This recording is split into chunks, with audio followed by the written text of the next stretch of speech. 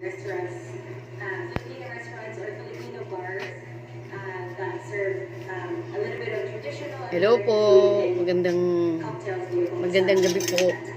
Kain po tayo. Mga Pinoyang fans ng mga Ito po ang ulam ko. Mamoy. Yung tira ko po ng isang araw.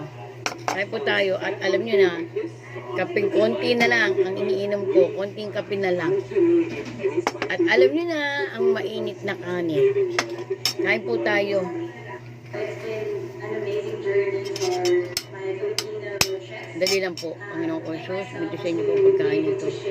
Nagmula po sa inyong kalooban upang magpapagasukan ang aking katawang lupa. Sa ngalan ng Ama, pero sa Santo ang Diyos. Kain po tayo. May ano yung gata. Bye po. Nakatutok si Aubrey Corontel.